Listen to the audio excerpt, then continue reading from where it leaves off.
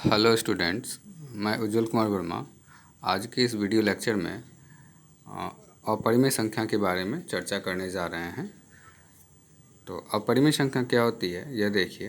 अपरिमेय संख्या को irrational number भी हम कहते हैं और चूंकि यह ऑलरेडी एक वास्तविक संख्या है, ठीक है। और अपरिमेय संख्या के लिए यदि आप देखेंगे, यदि इस पर गौर करें तो ये अंडर रूट पी के रूप में होता है, जहाँ पे पी जो है एक अभाज्य संख्या होता है। तो पी का मान आप 2, 3, 5, 7 कुछ भी रखें तो इस तरह से ये हमारी अपरिमेय संख्या ही बनेगी। एक तो ये रूप है। दूसरा आप देखें कि ऐसी दशमलव संख्याएं जिनका निरूपण न तो शांत हो न ही आवर्ती, उसे अपरिमेय संख्या कहते हैं। कहने का तात्पर्य यह है कि दशमलव के बाद अंकों का रिपीटेशन ना हो। जैसे ये देखें 20, फिर 1200, 1200, फिर ये बढ़ता चला जा रहा है। तो यहाँ पे दशमलव के बाद के अंक जो आ रहे हैं वो रिपीट नहीं कर रहे हैं, तो वो हमारे अपरिमेय संख्या ही होंगे। या यूँ कहें कि ऐसी संख्या जिसे हम p/q के रूप में नहीं लिख सकते हैं, वो भी अपरिमेय संख्या कहलाती है। अब एक बात ध्यान में रखेंगे, यह जो प्रमेय है बहुत ही इम्पॉर्टेंट है, जो हमें आगे प्रश्नों को हल करने में काफ़ी मदद साबित करेगा। कहता है कि यदि p एक अभाज्य संख्या है तथा p(a)² को पूर्णतः विभाजित करता है, p क्या है, अभाज्य संख्या है, और p(a)² को विभाजित करता है तो p a को भी विभाजित करेगा, ठीक है, जहाँ a एक धनात्मक पूर्णांक है। जैसे कि 2 यदि p² को विभाजित करता है तो 2 p को भी विभाजित करेगा। यह बात आप ध्यान में रखें। अगला देखिए, एक क्वेश्चन हमारे पास आ रहा है कि सिद्ध करें कि √2 एक अपरिमेय संख्या है। तो देखिए, इस तरह के क्वेश्चंस को हम लोग कॉन्ट्राडिक्शन में लेके चलते हैं और ये आपके बोर्ड में आने के चांसेस बहुत ज़्यादा हैं।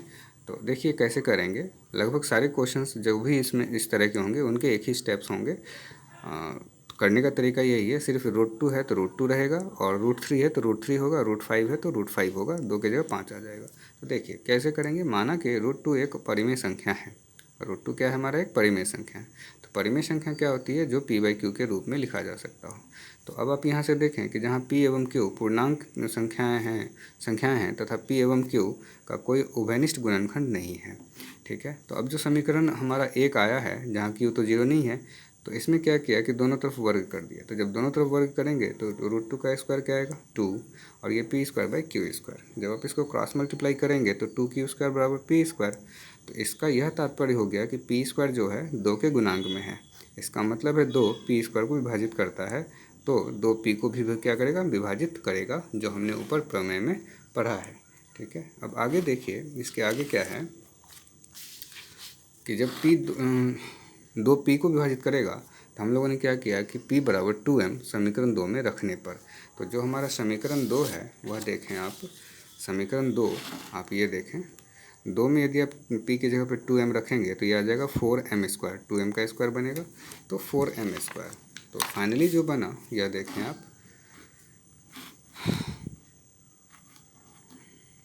ये ध्यान से देखें, 4m²। तो इस 2 से जब आप 4 को काटेंगे तो 2 टाइम्स कट जाएगा। तो जब ये 2 टाइम्स कट जाएगा तो ये आ जाएगा q² बराबर 2m²। तो अब ये देखिए 2m² बराबर q²। तो अतः 2 q² को विभाजित कर रहा है, और q तो एक अभाज्य संख्या है, ऊपर ही हमने माना है, तो 2q को भी क्या करेगा, विभाजित करेगा। इस प्रकार हम पाते हैं कि 2p और q दोनों का उभयनिष्ठ गुणनखंड होगा, जो हमारी मान्यता को गलत साबित करता है, क्योंकि हमने माना था कि इसका कोई भी उभयनिष्ठ गुणनखंड नहीं है।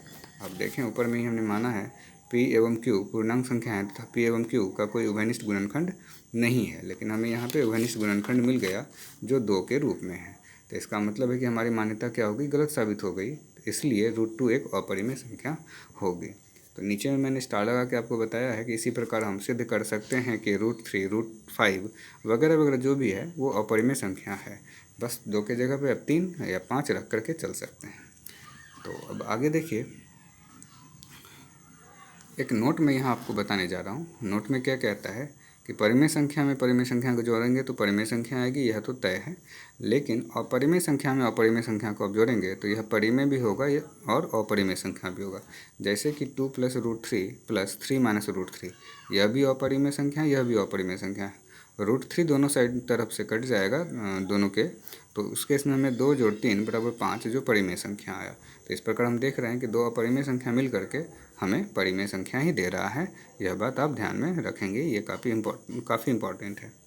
अगला है हमारा परिमेय संख्या में अपरिमेय संख्या को हम जोड़ दें तो यह अपरिमेय संख्या आएगा।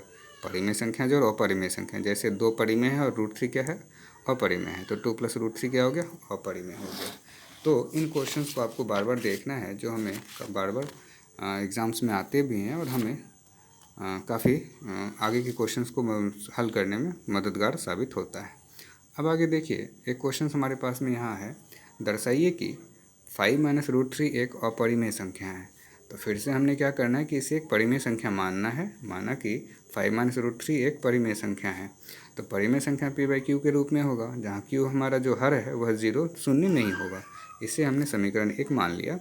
और देखिए p और q हमारा पूर्णांक है, तो अब हमने क्या किया कि p/q को लेफ़्ट साइड शिफ्ट करा और √3 को राइट साइड ले गए। तो इसमें हमारा अब देखिए, चूँकि p और q पूर्णांक है, इसलिए 5 - p/q एक परिमेय संख्या है।